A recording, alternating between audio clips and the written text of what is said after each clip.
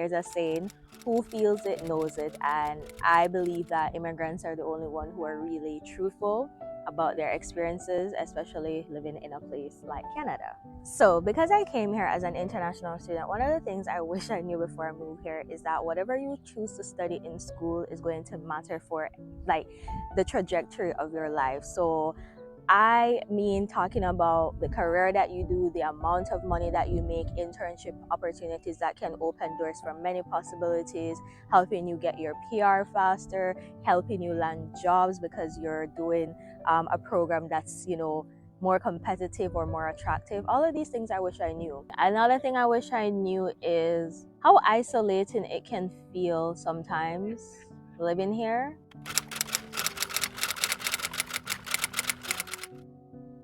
Another thing I wish I knew is that there would be limited opportunities to me based on my immigration status, and a lot of people don't really understand this. So I remember before I got my PR, there were like a lot of programs that I saw, there were a lot of jobs that I also saw that I would not be eligible to apply for because at the time I was still on a temporary workers permit.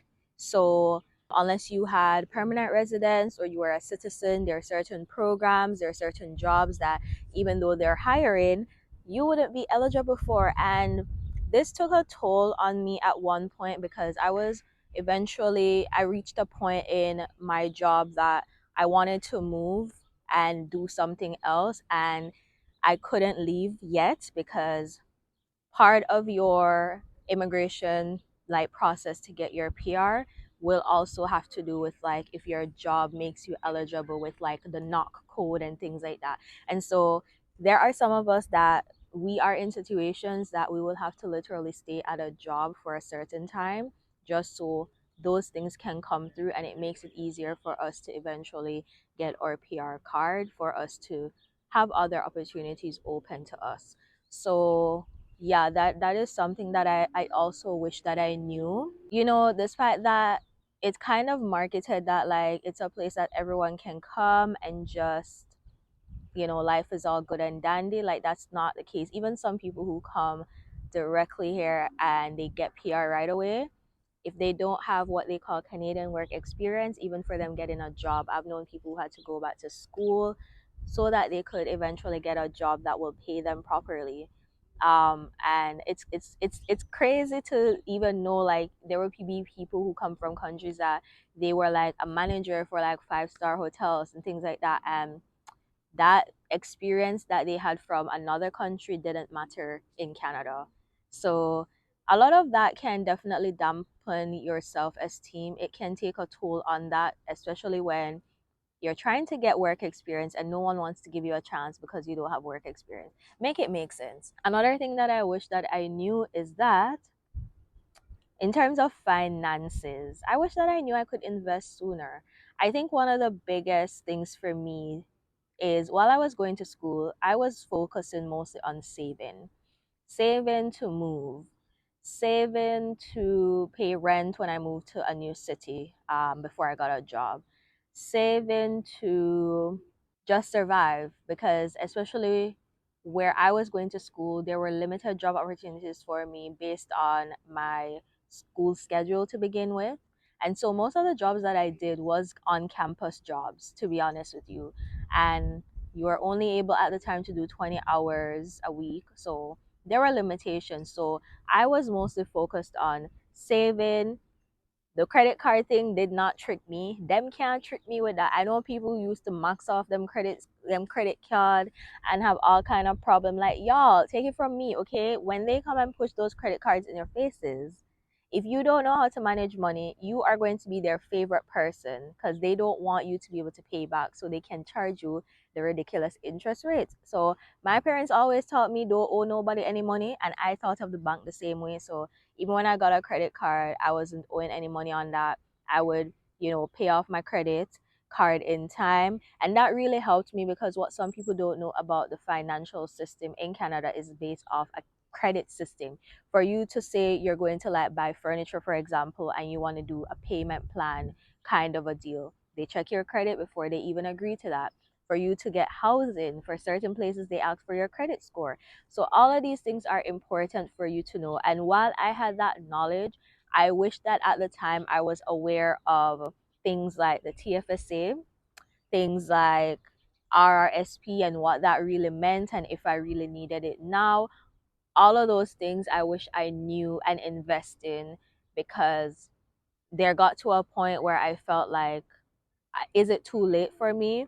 But as I'm looking at my life, I know it's not too late. I did begin investing. I did begin, having a TFSA and investing in it. Because at first I was just saving in it, found out like you could actually invest, things that the banks don't tell y'all. So that's why it's good to follow content creators too that will share their experiences and they will put you on. So I'll probably do another video at another time related to this whole thing about banking and the financial system. But yeah, that is something I wish that I knew, but now that I know it, I am doing it.